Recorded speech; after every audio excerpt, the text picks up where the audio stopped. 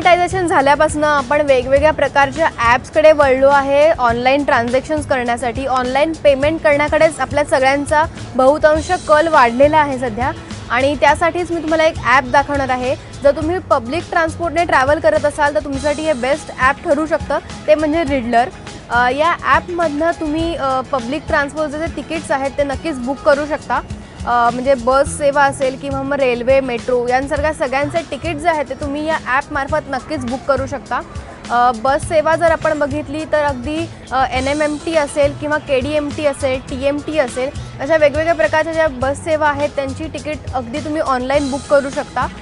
ते बुक केल्यानंतर फक्त तुमच्या मोबाईलमध्ये जो कूपन कोड येईल तो तुम्हाला कंडक्टरला दाखवायचा आहे आणि त्यानुसार तो तुम्हाला तुमचं जे कागदी तिकीट असतं आपलं ते तुम्हाला नक्कीच देईल. याशिवाय रेल्वेचं बुकिंगसुद्धा तुमचं या ॲपमार्फत होऊ शकतं. रेल्वेचे पास जे आहेत किंवा बसचे पास आहेत ते सुद्धा ह्याच्या थ्रू रिन्यू होऊ शकतात, म्हणजे तुम्ही नव्याने काढू शकता.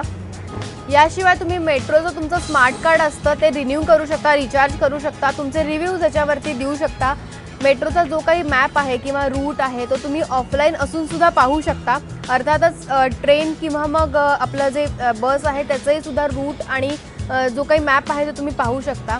याशिवाय अजून एक वैशिष्ट्य म्हणजे या ॲपमार्फत तुम्हाला अगदी ट्रॅफिकचं सुद्धा जे काही स्टेटस आहे सध्याचं ते सुद्धा कळणार आहे.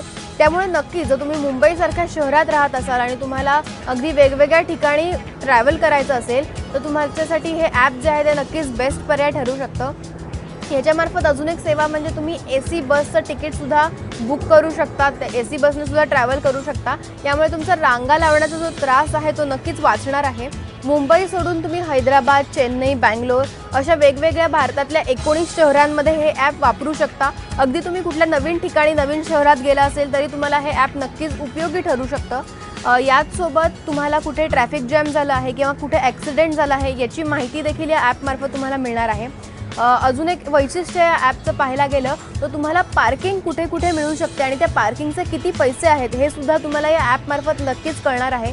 त्यामुळे जर एकदम अशा मुंबईसारख्या शहरात तुम्ही राहत असाल किंवा तुम्ही आला असाल तर तुम्हाला पार्किंगची सोय कुठे आहे हेही तुम्हाला कळणार आहे आणि नक्कीच त्याची जी किंमत आहे पार्किंगची ती सुद्धा तुम्हाला कळेल.